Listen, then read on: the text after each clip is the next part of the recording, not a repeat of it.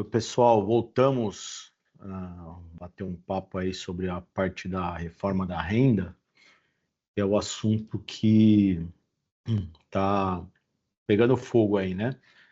Muita gente falando muita coisa certa, muita coisa errada, muita coisa que não faz sentido. Então, aproveitar aqui, a gente vai ser um pouco menos, tá? Não é tão intensa, porque a reforma do consumo realmente tem muita coisa, são muitos detalhes, são muitas etapas. Eu tentei falar bem rápido, sem levar para um lado muito técnico, para a gente também otimizar aí, né? Mas essa parte aqui realmente é uma parte que tão importante quanto, mas ela só tem 3 etapas que a gente precisa passar por ela, sendo que uma a gente vai passar bem rapidinho, que é a questão da redução, né? Não é uma isenção, como muita gente tem falado, muita gente tem vendido, é sim uma redução de quem ganha até 5 mil, para quem ganha até 7.350 e os outros assuntos, né? Mas vamos iniciando aqui. Projeto de lei 1087 virou a lei 15.270. Muda algumas coisas com relação a 2 pontos importantes, tá? A lei 15.270, que é essa que a gente está conversando, que passou muito aí nos noticiários, né? A gente viu bastante, tem muita gente falando aí de 50 mil, 600 mil, 10% e tal. Então, ela basicamente, né, tem 3 pontos que a gente vai passar aqui e realmente mudam coisas importantes, significativas, né? Mas vamos alinhar o que a gente vai falar antes, como a gente fez no outro processo, vamos alinhar, né, o que é a reforma, o porquê que aconteceu essa reforma, o redutor para quem ganha até 5 mil reais por mês, a retenção mensal de lucros, essa é uma parte extremamente importante, tinha muitas dúvidas ontem. Pleno dia 16 de dezembro, a Receita Federal soltou a posição dela sobre o assunto, né? A gente teve uma novidade aí. A tributação anual de altas rendas, reforma da renda e o Simples Nacional, tem assunto importante também, tratando das empresas do Simples, uma polêmica, e estratégias com relação à distribuição de lucros, né? Por que foi feita essa reforma e o que ela é exatamente? Desculpa aqui, minha voz já está dando uma falhada aqui, eu tomo uma água aqui.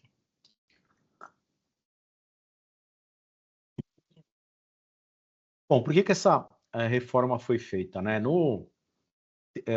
Só para a gente também situar aqui, né? Não sei se todo mundo sabe ou acompanhou esse processo. A reforma ela foi gerada pelo governo federal dentro do Ministério da Fazenda. E quando essa reforma, né, o texto dessa reforma foi enviado para o Congresso Nacional para análise e aprovação, o ministro Fernando Haddad ele mandou uma carta junto, né, falando sobre a análise da renda da população. Foi feita uma análise da renda da população brasileira, 1%, 0,1% mais rico, a composição, tal. Então, ele fez uma carta explicando que a grande maioria da população brasileira seria beneficiada pela aprovação dessa lei. Tá? Aconteceu algo que provavelmente nunca aconteceu na história do Brasil e nunca mais vai acontecer na história do Brasil. O texto foi enviado pelo governo federal, e aí um ponto importante, né? Eu falei no começo da nossa conversa sobre a reforma do consumo, muita gente falando, se mudar o governo, se entrar um outro governo de direita, e tal. Assim, gente, o que aconteceu? É aquilo que eu estava falando. Nunca na história do Brasil aconteceu isso. O que aconteceu? Essa lei, esse projeto de lei, isso que a gente vai conversar agora, foi aprovado por unanimidade, tanto no Congresso Nacional como no Senado Federal. Tá? Então, foi aprovado por unanimidade. Então, só para vocês entenderem o fluxo. O texto saiu do governo federal, foi para o para a Câmara dos Deputados. Na Câmara dos Deputados não mudaram nada, aprovaram sem nenhum voto contrário, 503 deputados.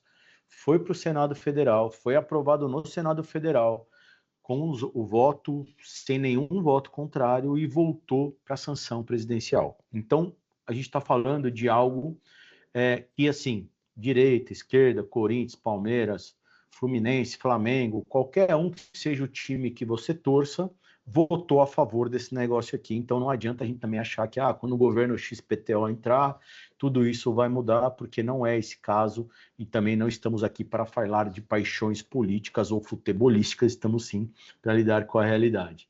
Então esse foi o texto que foi mandado pelo ministro, e falando ali sobre a parcela mínima da população, segundo os estudos que eles fizeram, que seria impactado, teria que pagar esse imposto adicional, né? E por que isso foi feito? Porque, além de tudo isso, né, além de toda essa análise que foi feita, é uma realidade, todo mundo sabe, né, que existiu uma defasagem na tabela de imposto de renda de aproximadamente, um estudo aqui da Agência do Brasil, 154,67% de defasagem com relação ao imposto de renda. Isso quer dizer o seguinte, que a inflação subiu, comeu a renda e a tabela não foi atualizada, e isso quer dizer que sempre os mais pobres acabam pagando a conta, né? E o que muda com essa reforma? Né? O que vai mudar com essa reforma? Aqui para melhorar a visualização para vocês. O que vai mudar com essa reforma? Ela tem 3 princípios básicos que mudam aqui, que são extremamente importantes. A gente tem o redutor do imposto de renda à pessoa física, é um ponto. Muita gente falando que é uma isenção para quem ganha até 5 mil, isso tecnicamente não é correto de falar, tá? Então eu quero falar aqui redutor, porque depois, se entrar num papo técnico, alguém vai falar que eu falei uma besteira aí. Então, é um redutor do valor pago de imposto de renda para as pessoas físicas, para um grupo, né? O segundo ponto importante é a retenção mensal de lucros distribuídos, né? Que é uma antecipação do terceiro ponto, que é a tributação sobre altas rendas, tá? Então, a redução do imposto, que em alguns casos vai zerar, a retenção mensal e a tributação de altas rendas. Esse projeto de lei, que virou a Lei 15.270, ele tem alguns pontos, né? Então, principais pontos aqui que eu queria destacar é a alteração da Lei 9.250 de 95, é o artigo 2, e alteração da Lei 9.249, no artigo 3. Tá? E por que eu quero destacar esses 2 pontos e estou trazendo isso? Porque no artigo 2, né, na Lei 9.250, ela trata de imposto de renda pessoa física. Muita gente não entendeu essa questão, está fazendo uma confusão. A Lei 9.250, ela trata do imposto de renda pessoa física, não tem nada a ver com a empresa. A Lei 9.249, ela trata do imposto da empresa, das questões da empresa, tá? Então, essa lei nova, 15.270, ela altera essas 2 leis, a gente vai ver aqui algumas coisas, né? E para começar, vamos falar aqui do redutor do imposto de renda. Lembrando, mais uma vez, que redução é diferente de isenção, tá? O que o artigo lá diz? Que a partir do mês de janeiro de 2026 será concedida uma redução sobre o imposto, uma redução do imposto sobre os rendimentos tributáveis sujeitos à incidência mensal do imposto de renda das pessoas físicas, de acordo com a seguinte tabela. E lá na lei, lá tem essa tabela aqui. Quem ganha até 5 mil vai ter uma redução de R$ 319,89. E aí diz aqui, de modo que o imposto devido seja zero. Ou seja, quem ganha até 5 mil vai ter uma redução que vai ser zerado. Quem ganha de 5.001 centavo até 7.350 vai ter uma redução de 978,66 menos 0,133145 vezes os rendimentos tributáveis. Resumidamente, não vou entrar aqui no mérito da conta, porque não é nosso objetivo aqui ser técnico nem falar, ficar fazendo muita conta, mas quem ganha até 5 mil vai ter uma redução que vai zerar, quem ganha entre 5 mil até 7.350 vai ter uma boa redução do valor pago, do que é pago hoje, tá? E aí o que acontece é que, a partir desse valor de 7.350, a pessoa que recebe a partir disso vai entrar na tabela progressiva do imposto de renda, que já é o que acontece já há muitos anos, tá? Eu peguei essa tabela aqui, né,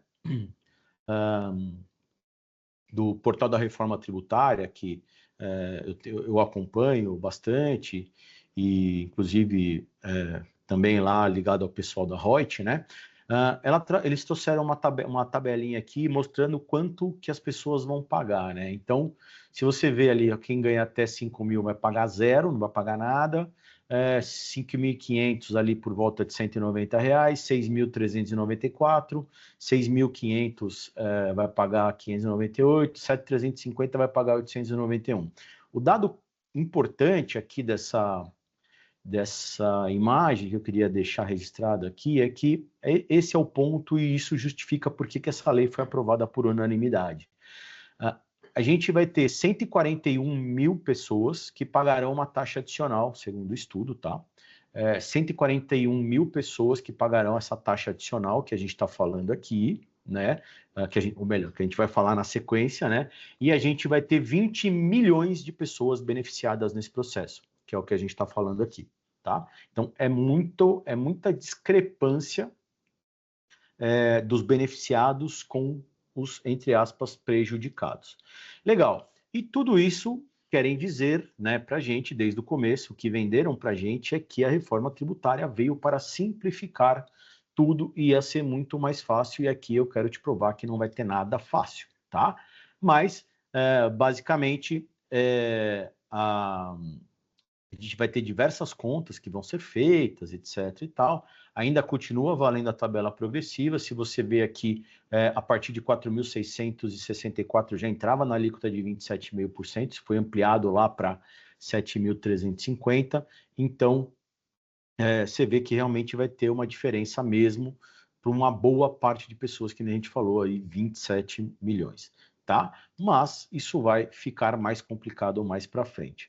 Então aqui, só para trazer exemplos gráficos, né, de informações, a gente está falando aqui de 66% das famílias ganham, né, então 46% tem renda familiar até 1.356, é um estudo que está um pouco defasado, se eu não me engano essa informação é de 2021 ou 22, mas a gente vê que apenas 1% ou 9% ganham acima de 3 mil, 4% acima de 6.750 e 1% acima de 13 mil.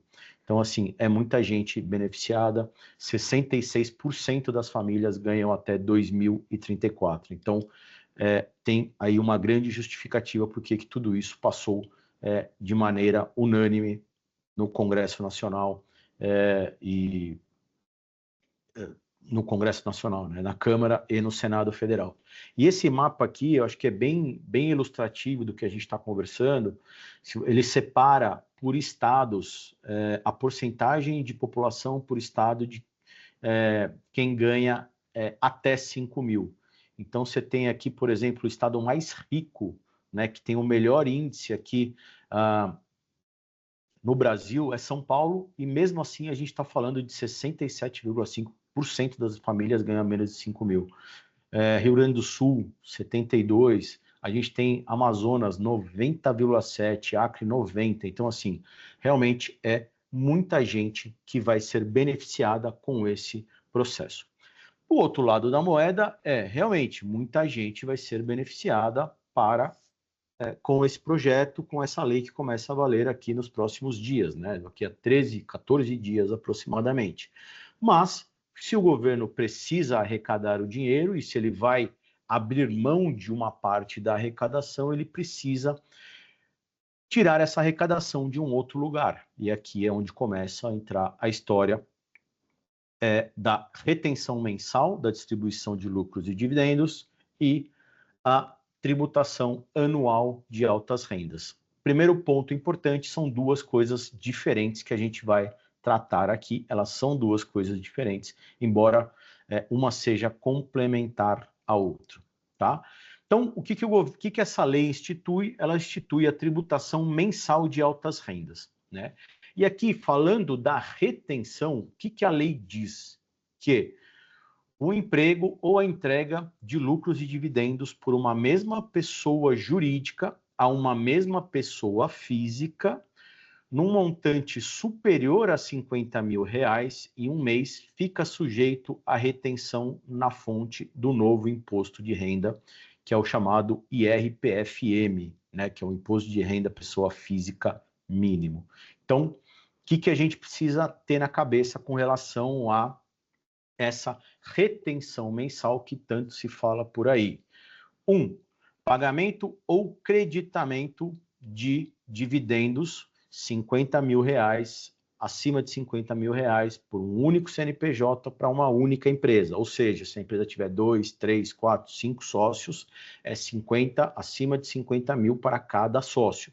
Se a pessoa for sócia de 4 empresas e cada uma delas distribui R$30 mil, ele está fora da retenção desses 10%, né, que é o novo imposto aí de IRPFM, ou melhor, tem uma conta, a gente vai chegar lá, mas ele pode chegar a 10%.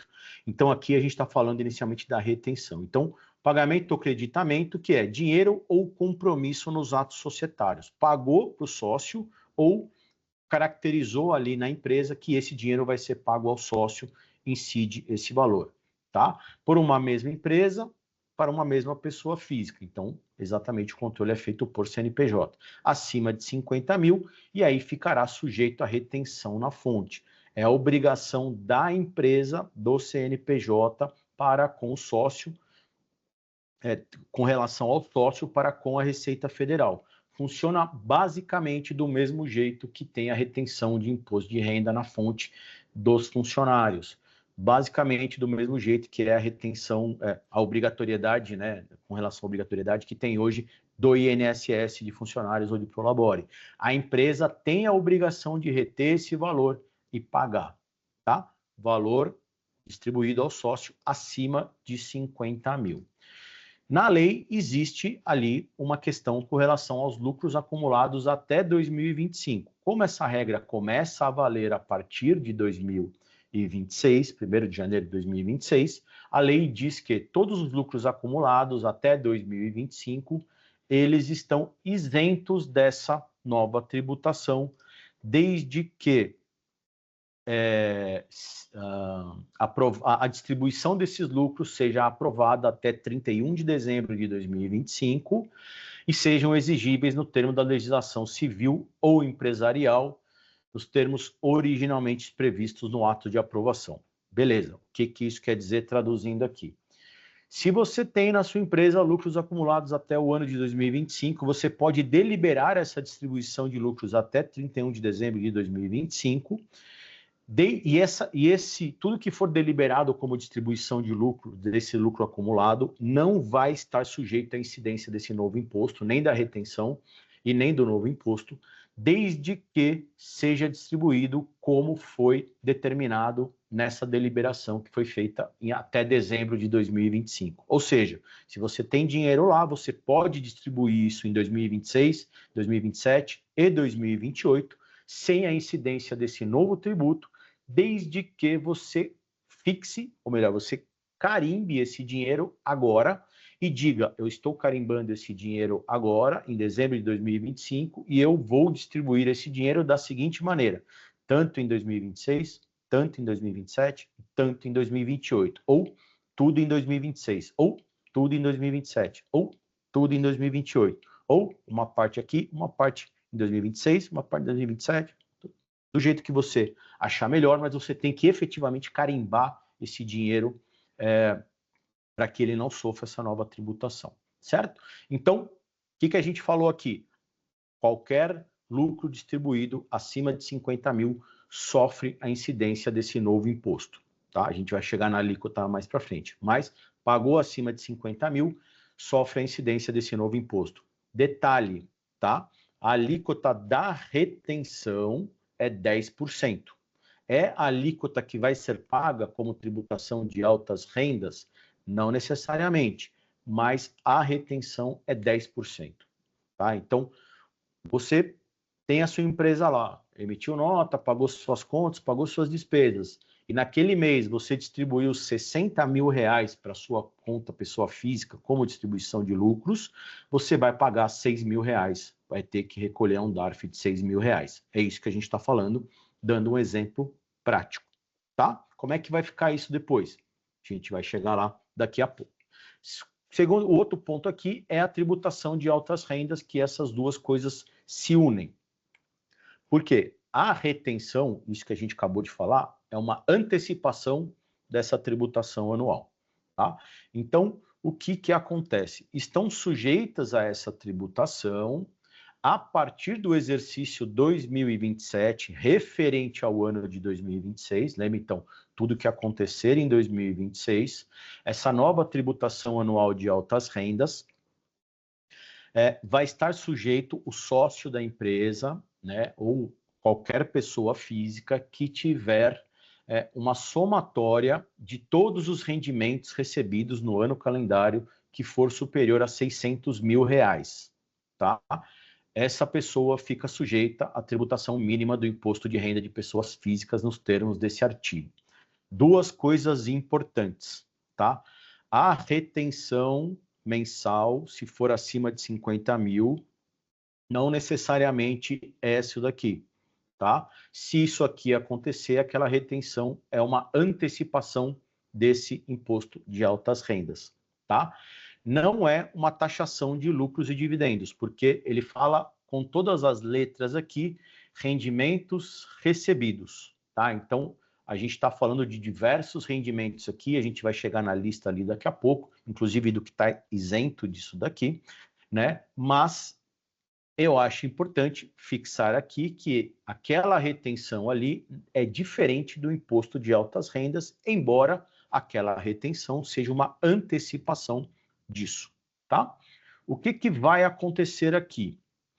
A base do que vai ser calculado esse imposto que é o IRPFM, né, Imposto de Renda Pessoa Física Mínima, que é o chamado de Imposto sobre Altas Rendas, são todos os rendimentos recebidos pela pessoa durante o ano. Primeiro ano 26, e isso vai ser pago ou ajustado lá na declaração de 2027, referência ao ano de 2026. O que está incluído, que está incluso aqui nessa questão dos 600 mil, da altas rendas?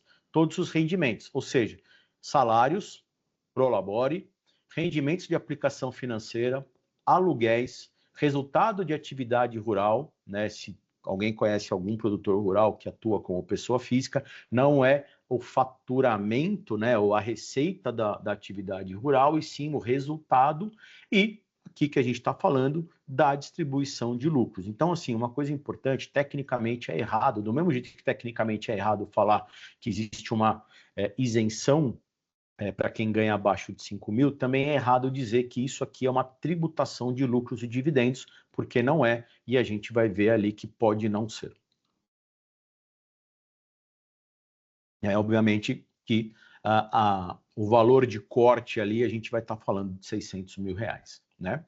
Alguns rendimentos, né? Como aqui a gente falou de rendimentos, inclusive está falando aqui no segundo ponto de rendimentos de aplicações financeiras, existem algumas aplicações financeiras que estão fora dessa nova tributação.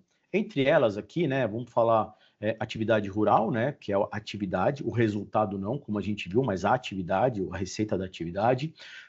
Ganho de capital, por exemplo, por venda de imóveis, por exemplo, está fora. O ganho de capital com negociação em bolsa de valores está dentro, tá? Não está fora, está dentro. O que está fora é o ganho de capital com venda de imóveis, por exemplo. Doação ou herança, rendimentos de poupança, tem bastante gente que ainda investe em poupança, né? Os fundos, letras LCI, CRI, CRA, esse monte de sigla aqui, mas basicamente tudo que é relacionado à infraestrutura, imobiliário ou agronegócio, esses fundos, né, de investimento em agricultura, agronegócio, etc., estão fora disso daqui. A indenização por acidentes, né, recebidas de seguros, e aqui, como a gente conversou ali, os lucros acumulados até o ano de 2025, desde que eles estejam carimbados do jeito que a gente falou ali, que o crédito ocorra em 2026, 27, 2028 e /ou, tá? Bom, e como é que vai ser calculada essa alíquota adicional da pessoa física ali de altas rendas? Ela vai ser... a conta você pega o rendimento da pessoa no ano, divide por 60 mil e subtrai 10, tá? Isso vai acontecer se a pessoa recebe entre 600 e 1 milhão e 200, tá? Então, essa aqui é a conta, vou trazer um exemplo aqui no próximo slide, e se o rendimento for superior a 1 milhão e 200, vai ser 10% direto, tá? Um exemplo aqui, pegamos aqui uma pessoa que teve distribuição de lucros de 700 mil reais durante o ano de 2026. Qual vai ser a conta que vai ser feita? Vai pegar os 700 mil, vai dividir por 60 mil, dá 11,67. Subtrai 10, 1,67% é a alíquota que essa pessoa tem a pagar lá na sua declaração de ajuste. A declaração é o imposto de altas rendas, tá? Também uma tabelinha ilustrativa aqui, né, para a gente dar uma olhada. Se for até 600 mil, não incide nada, por isso que a gente falou que não é uma tributação de lucros e dividendos, porque se ela for abaixo de 600 mil, não vai ter essa incidência. Se for assim, entre 750 a 600, por volta de 2,5%, 900, 5%, 1 milhão e 50, 7,5%, e 1 milhão e 200 para cima, 10%. Tá? Só para ter uma ideia ali, também aqui a gente tem uma outra tabelinha aqui exemplificando, né, o teto e tal, dando exemplos de quantas pessoas pagariam, e a gente tem aqui o cálculo de IRPF-M, tá? Porque, mais uma vez, o imposto de renda pessoa física mínimo é diferente daquela retenção mensal, tá?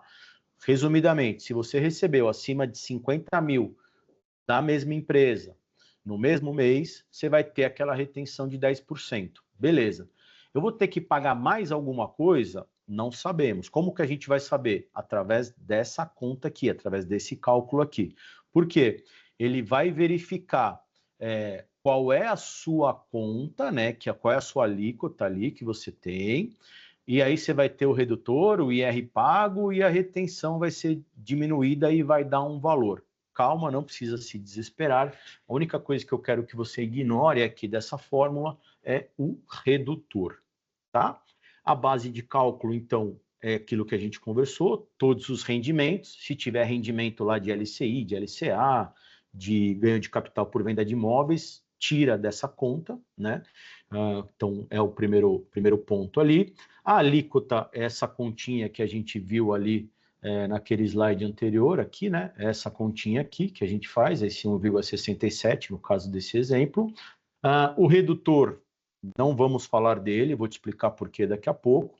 E o IR pago, você vai abater desse valor, porque aí você pode ter em rendimentos, né? Quando você saca rendimentos de aplicações financeiras para usar como renda, você paga um imposto ali retido na fonte, ele entra aqui, e depois, na última linha de subtração, entra aqui aquele 10% retido lá que a gente conversou no começo.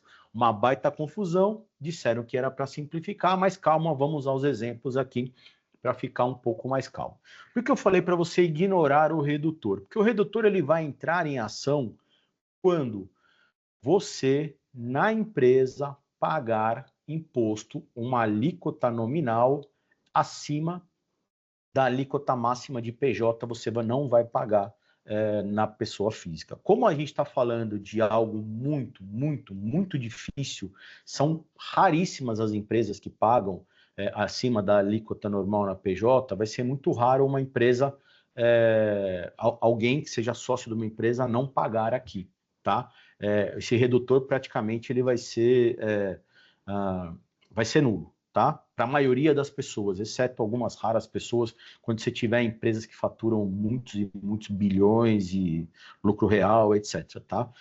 Para nós, meros mortais, a gente vai entrar nesses exemplos aqui que a gente está falando, que eu vou trazer aqui para você. Então, vamos lá. Como é que a gente faz uma exemplificação de estudo aqui? A gente pegou aqui um exemplo que, de janeiro até dezembro, a pessoa teve uma distribuição de lucro na empresa dela. Ela tem uma empresa lá e ela teve distribuição. Então, em janeiro, 45, fevereiro, 45, março, 45, até novembro, 45. Como esses 45 estão abaixo dos 50 mil que a gente conversou lá no começo, ela não teve nenhuma retenção. Ela recebeu na pessoa física, como recebe hoje, normalmente não teve nenhuma questão. Chegou lá em dezembro, ela teve um valor bem maior para receber. Ou seja, ela recebeu 200 mil. Opa, 200 mil acima de 50 mil, então ela teve uma retenção ali na fonte de 20 mil reais, tá?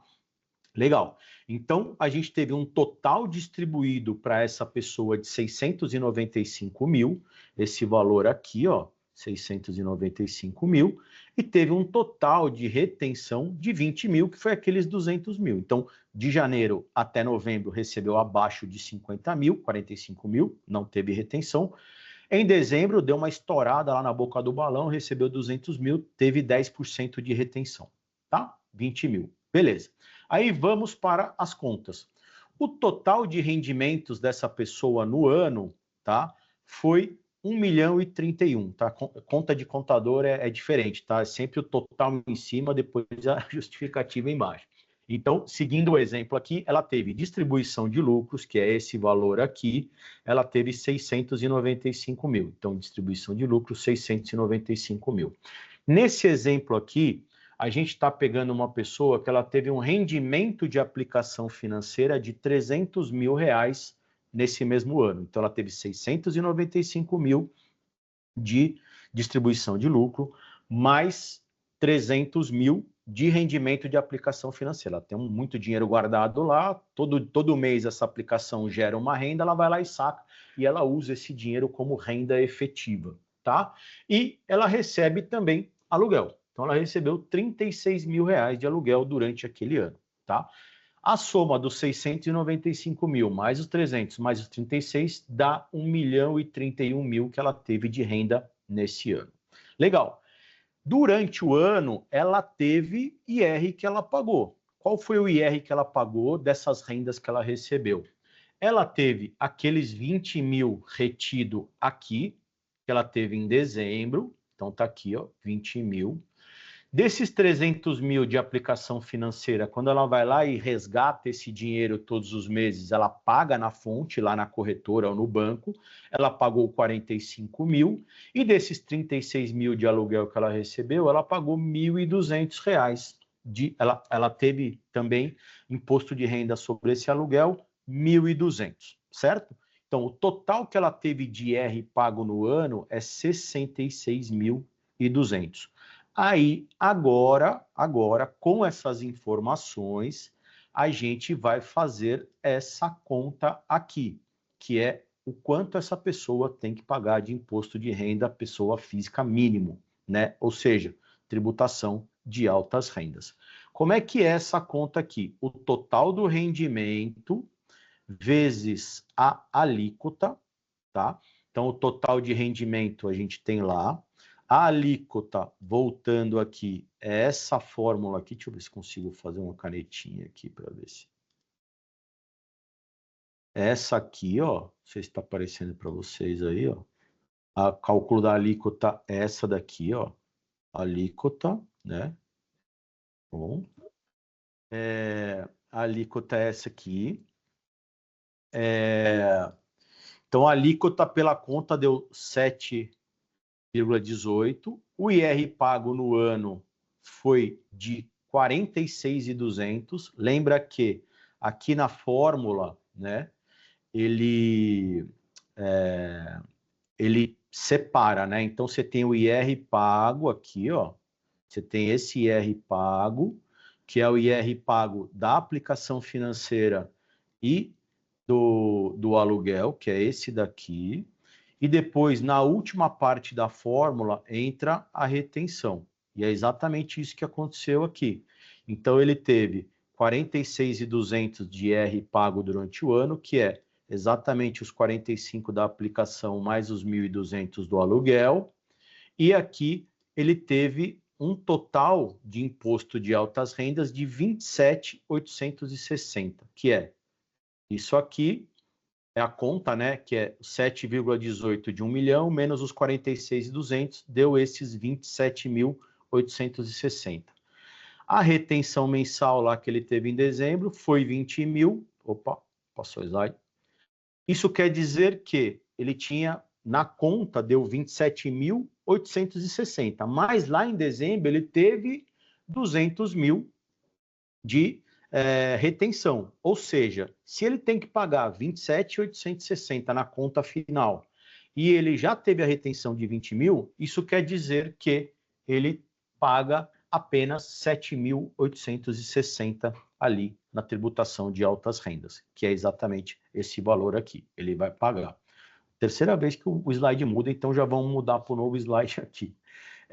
Esse outro exemplo aqui, ele é um exemplo diferente, tá? Ele é o exemplo contrário, tá? O exemplo contrário aqui é, esse cara aqui, mega empresário, eu gostaria de ser igual a ele tem 200 mil reais todos os meses de distribuição de lucro, de janeiro a novembro, mas dezembro é fraquinho lá para ele, então ele recebeu só 45. Se você ver, é exatamente o oposto do nosso amigo aqui, tá? Que recebeu todos os meses 45, no último 200, aqui ele recebeu 200 todos os meses e no último 45. Como ele recebeu de janeiro a novembro 200 e 200, né, é acima de 50 mil, ele teve 20 mil reais de retenção todos os meses, tá?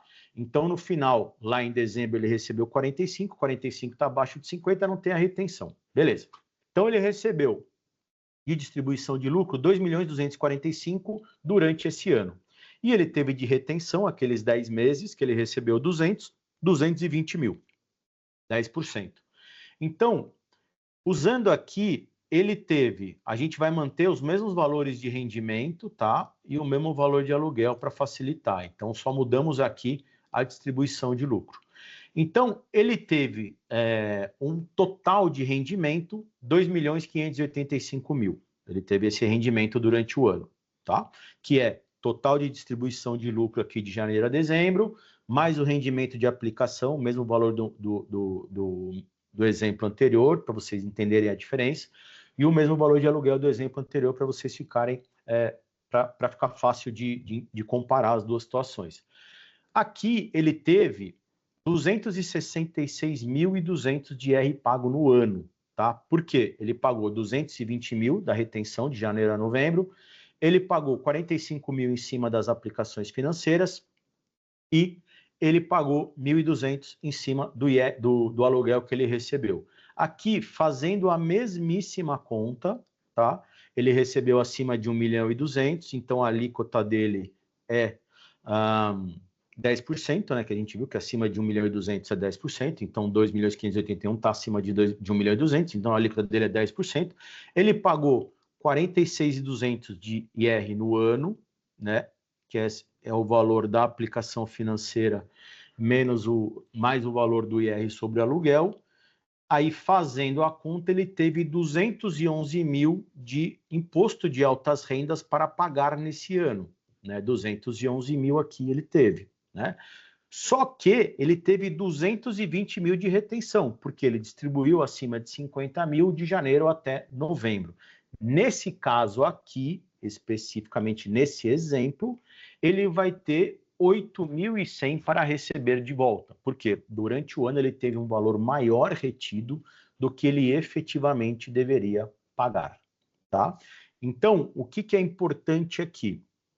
O importante é a gente entender que essa retenção nova, ela não, eu vou falar sobre isso no final, é importantíssimo a gente entender que Vão ter casos, se forem distribuídos valores maiores num mês, acima de 50 mil, e de repente no ano for um valor total menor de 600 mil, aquela retenção ela tem que ser devolvida na declaração de ajuste, tá? Se por acaso for maior de 600 mil e teve outras rendas, como no exemplo que a gente acabou de ver, nos exemplos, né, vai ter que ser feito a conta. É por isso que eu vou até chegar nesse ponto lá no final, mas já quero antecipar, é por isso que a gente não vai mais existir, assim como a gente viu também na questão da reforma da renda, né? As fórmulas prontas, elas praticamente acabaram, porque tudo vai depender de tudo, praticamente. Lá a gente dependia do cliente, do fornecedor, aqui a gente vai depender de quanto é essa renda, quanto é a renda total anual, não só a mensal, se tem outras rendas, o que faz com o dinheiro. Então, assim, a gente literalmente entra no final das fórmulas prontas, né? Então, nesse caso aqui, apesar dele ter tido toda a retenção todos os meses, ele vai ter que ter um valor recebido de volta, tá? E, como eu falei ali no começo, essa lei entra em vigor já em 1 de janeiro. Ou seja, quem tem lucro acumulado na empresa, quem tem dinheiro parado, quem tem dinheiro investido dentro da empresa, precisa se movimentar urgentemente para que esse dinheiro, para carimbar esse dinheiro, para que ele não seja tributado lá na frente. Bom, o último ponto aqui que eu queria tratar, que é um assunto extremamente polêmico, é o Simples Nacional. Quando o texto da lei saiu, e o texto da lei é muito ruim mesmo, ele tem diversas áreas, ele é, em diversos pontos, ele é subjetivo e não objetivo. É por isso que a Receita Federal ontem, por volta de 8h30 da noite, se manifestou. Existem choques entre essa lei e a lei do Simples Nacional. E é por isso que eu quis dizer ali as leis que essa lei nova altera, porque essa hora é a hora que a gente vai falar sobre a questão do Simples, que é sim uma polêmica, tá? Por que é uma polêmica? Porque a gente está falando aqui que os lucros, né, se forem distribuídos acima de 50 mil, eles têm essa retenção de 10%, né, na fonte ali, todos os meses, e se os rendimentos vierem para a pessoa física e eles forem acima de 600 mil, vai incidir essa nova tributação. Legal. Como existe na lei, a lei do Simples, né, que é a lei complementar 123 de 2006, ela diz no seu artigo 14 que todo lucro distribuído para uma empresa optante pelo Simples Nacional não tem retenção, não tem incidência de imposto de renda, né? Consideram-se isentos do imposto de renda na fonte e na declaração de ajuste do beneficiário, nos dois casos que a gente acabou de falar, os valores efetivamente pagos ou distribuídos ao sócio ou titular de microempresa ou empresa de pequeno porte optante pelo Simples Nacional, salvo os que correspondem a prolabores, aluguéis ou serviços prestados. Ou seja, aqui diz claramente que se eu sou um sócio de uma empresa optante pelo Simples Nacional, eu não estou sujeito a nada do que a gente conversou até agora, tá? Porém, a nova lei diz que sim, quem é sócio de empresa optante pelo Simples Nacional está sujeito a tudo que a gente conversou até agora, tá? Eu vou depois mostrar, vou pular aqui, mas eu quero mostrar isso daqui. Por que eu quero trazer esse ponto importante? Porque, inicialmente, como a nova lei muda a lei do IRPF e a lei que trata de empresas do lucro presumido e do lucro real e não tem nada a ver com empresas do Simples, o que a gente imaginou inicialmente? Que, com relação à retenção mensal, as empresas do Simples estariam isentas, porque essa parte da retenção está se destacando ali com relação às empresas, né, que na lei 9.249, que só fala de empresa do lucro presumido real ou arbitrado, mas as empresas, o sócio de empresa optante pelo Simples, como ele coloca os rendimentos isentos dentro desse mesmo bolo, eles estariam sujeitos a essa tributação acima de 600 mil. Esse era o entendimento inicial que a gente tinha por causa disso daqui, que são as duas leis que essa lei nova altera, tá? Já existiam todos os indícios que eles estavam atropelando a lei do Simples, tá? Inclusive no texto aqui, fala claramente, esse aqui é o texto da lei, né, que de forma exclusiva ou definitiva e os isentos ou sujeitos à alíquota zero entram dentro dessa nova condição, em choque com a lei do Simples. O relator no Senado, que foi o senador Renan Calheiros, ele destacou em um dos textos que ele mandou ali, acompanhando o texto, que as empresas do Simples Nacional estavam ali dentro, estavam sujeitos a tudo que estava acontecendo ali.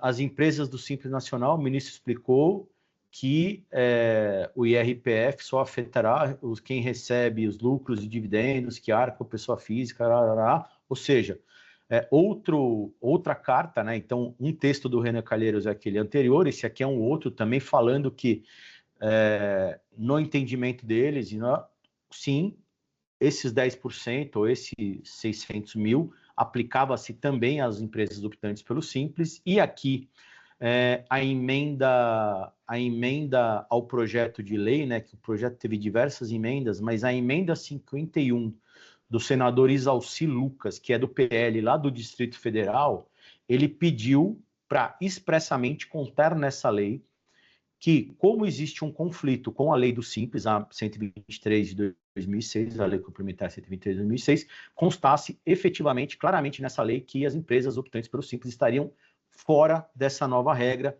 e essa emenda não foi aceita e nem foi para votação, ou seja, ela foi recusada logo de cara.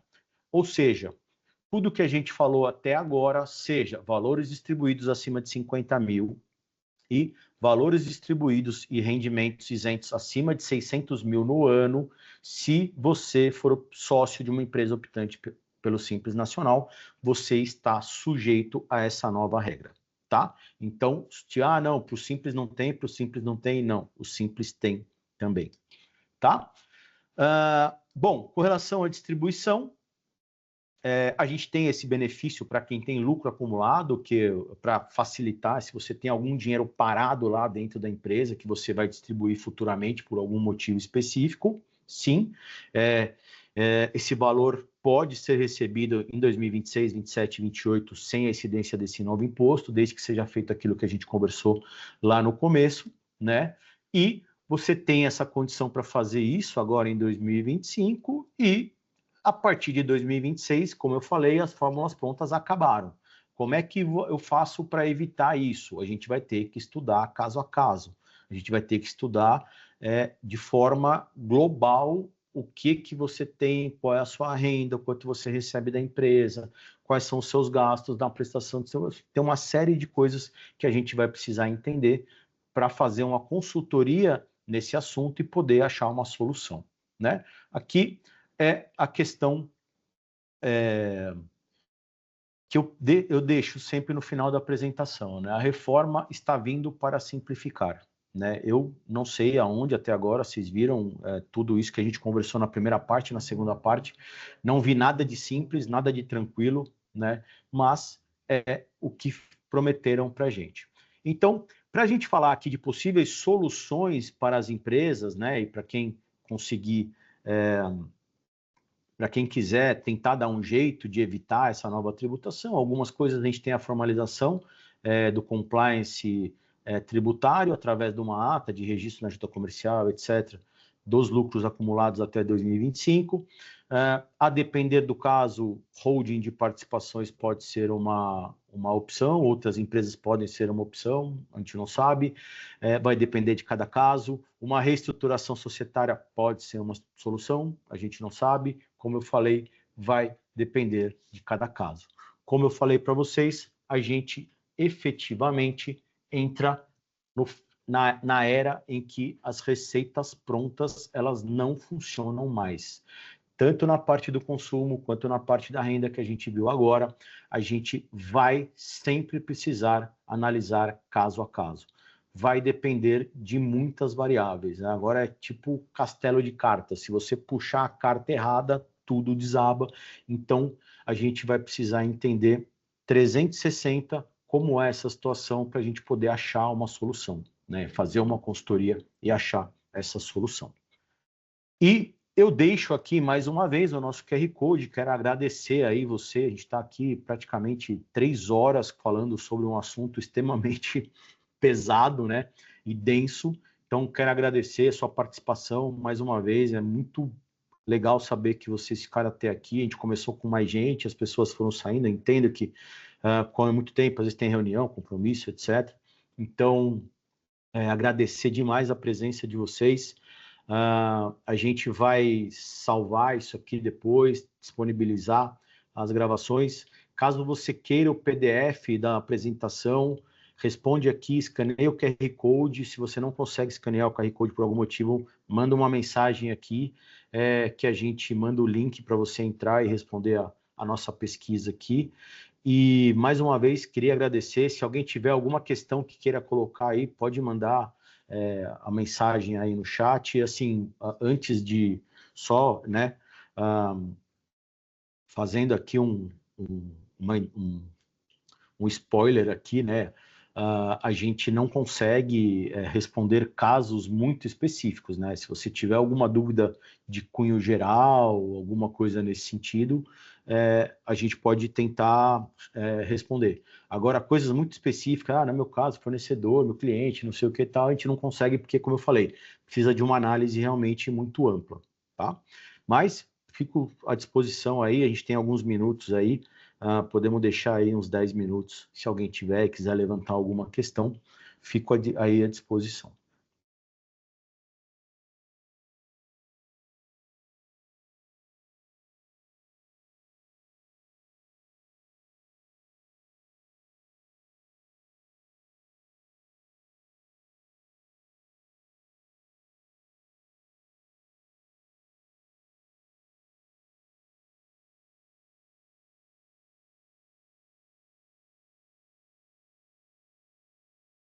Oi, Jorge, tudo bem?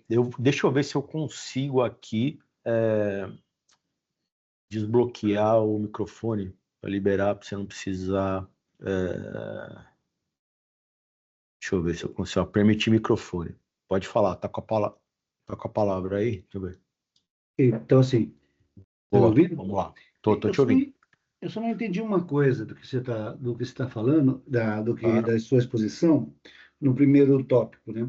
Nós vamos Uhum. ter a simultaneidade dos impostos atuais, dos tributos atuais, em relação aos novos tributos, né? Já a Certo. partir de janeiro. E Sim. você disse que vai Não, ter uma. desculpa. Perdão. Desculpa te cortar. Perdão. Não é a partir de janeiro vai ter a simultaneidade dos dois sistemas, tá? Agora, janeiro 2026. A simultaneidade, os dois sistemas, o novo e o antigo, rolando em paralelo, ele vai acontecer a partir de janeiro de 2027. O que vai ter agora em 2026 o destaque de IBS e CBS nos documentos fiscais, na emissão da nota fiscal, que é o que eles estão chamando de fase teste. Ah, ok. Então, na Tá? verdade, sobre o aspecto dos tributos, eu continuei pagando os mesmos que eu pago agora. Em 2026, No sim, dia- com relação à empresa, sim, exceto essa pequena novidade aqui com relação ao imposto de renda da pessoa física e da distribuição de lucro acima de 50 mil, que aí muda, são duas coisas separadas. Esse Perfeito. aqui que a Então, gente acabou de conversar, a partir de janeiro de 26. perfeito. Então, quando aparecer na minha nota fiscal esses dois destaques, será única e exclusivamente para efeito de teste, ou seja, não haverá nenhuma modificação de tudo que eu pago agora. Como eu Em, pago 2000, hoje, continuarei pagando. Perfeito. em 2026, sim, Tá bom. exatamente, perfeito. É isso mesmo. Obrigado. Valeu, Jorge, obrigado.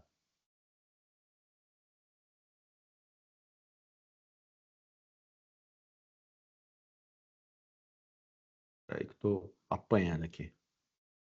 Vamos lá, João, vê se você consegue liberar o.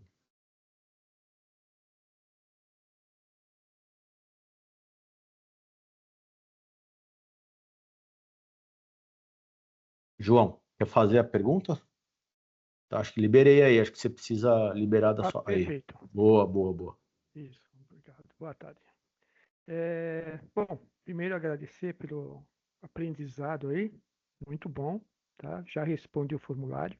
Legal, obrigado. E é o seguinte, A minha empresa é simples, eu só trabalho por uma empresa e eu geralmente, a dúvida é essa, por exemplo, todo final de mês eu peço para elaborar a nota fiscal, que vai ser paga no mês seguinte, a partir do dia 5 e tem que colocar no descritivo da nota fiscal que isso vai ocorrer. Esse procedimento continua a existir, muda esse procedimento ou não? Bom, você falou que a sua empresa é optante pelo Simples Nacional, é isso? Perfeito, exato. Legal. Bom, vamos lá. Agora, em janeiro de 2026, esse destaque dos novos tributos, né, BS-CBS, na nota fiscal, ele vai ser aplicado apenas às empresas do lucro presumido e do lucro real. Então, já nesse momento, primeiro momento, você estaria fora dessa novidadezinha aí que vai acontecer o mês que vem, tá? Esse é o primeiro ponto. Perfeito. Segundo ponto é Perfeito. que essas mudanças, elas vão acontecer em que momento? Isso vai mudar do jeito que você faz hoje? Basicamente, João, a grande resposta é aquela que eu falei, depende. Porque é o seguinte, o que você vai precisar avaliar? Para quem eu vendo hoje, né, os meus clientes são pessoas físicas ou são pessoas jurídicas? Se elas são pessoas... Então, é uma situação se for pessoa jurídica ou física. Elas são pessoas jurídicas, beleza. Mas, beleza, todos os meus clientes... Qual é o regime tributário dos meus clientes? Bom, os meus clientes são todos optantes pelo Simples e independente de reforma tributária, crédito, débito, cumulativo, não cumulativo, ninguém quer saber de nada, vai todo mundo continuar no Simples, puro sangue. Beleza, então para você, no seu caso, a não ser que você arrume outros clientes que estejam numa situação diferente, é uma situação, continua tudo do jeito que tá, a vida que segue. Agora, cara, meu cliente é que nem aquele lá, Comerc Energia, é a Bayer, é a Heineken do Brasil, é a C&A, são empresas grandes, todas elas estão no regime regular, tal, e todas elas estão no regime regular de BS-CBS. Putz, e agora? Agora, talvez, e aí talvez, porque eles vão fazer a análise deles e vão passar o parecer deles, mas provavelmente, é provável, pela dinâmica ali que a gente conversou, né, de levar o crédito cheio ou reduzido. Então, no Simples, você leva um crédito muito reduzido, sem a garantia do pagamento, porque você paga ele dentro do DAS. A princípio, tudo isso que eu estou falando, João, assim, estou falando baseado nas informações que a gente tem hoje, tá? Então, assim, você continuaria pagando aquilo dentro do DAS, né? Então, talvez, nesse caso, o seu cliente olhe e fala, cara, assim, eu acho meio arriscado. E se o João não pagar o DAS dele, eu não vou conseguir usar aquele créditozinho, o crédito dele já não é o crédito cheio, é um crédito pequenininho, e mesmo assim eu vou correr o risco de perder. Não sei, talvez o serviço ou o produto que o João vende, talvez tenha alguém que consiga até, de repente, por causa do débito e crédito, com o mesmo valor, eu consigo até o mesmo preço, mas um custo menor, porque ele me traz o crédito cheio. Então, assim, é muito... Todas essas análises, elas têm que ser feitas, que nem eu falei, 360 graus. Você vai ter que olhar para um lado, vai ter que olhar para o outro, vai ter que olhar para dentro, vai ter que olhar para fora. Muda muito o jogo mesmo. Não, perfeito. Tá bom, então. Obrigado. Legal, João. Obrigado. Eu que agradeço. Gente, estou aí à disposição. Mais alguém quer levantar a mão, fazer alguma pergunta? Estou à disposição, mais uns minutinhos aí.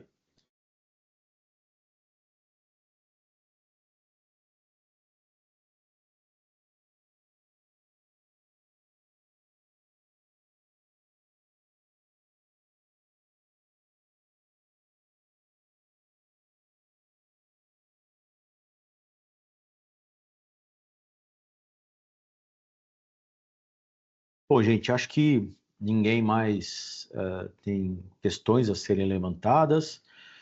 A gente fica à disposição aí de vocês, né? Acho que deu para entender bem que muitas coisas serão diferentes a partir desse momento, o jogo vai mudar, o serviço vai mudar, são coisas completamente diferentes que vão acontecer, tem muita coisa dentro da empresa que precisa ser analisada, então a gente precisa começar a fazer o trabalho de casa e quem precisar de ajuda pode contar com a gente, que nem eu falei, a gente está super à disposição de todos vocês para a gente fazer isso juntos, porque, como diz aquela, dando uma de coach aqui, né? Juntos vamos mais longe. Então, que é isso, tá? Então, queria agradecer mais uma vez, vou encerrar o evento aqui, vou encerrar a gravação, a gente vai disponibilizar depois, quem quiser reassistir, ficar com a dúvida em algum ponto. É isso. Tá bom, gente? Brigadão, valeu. Até a próxima.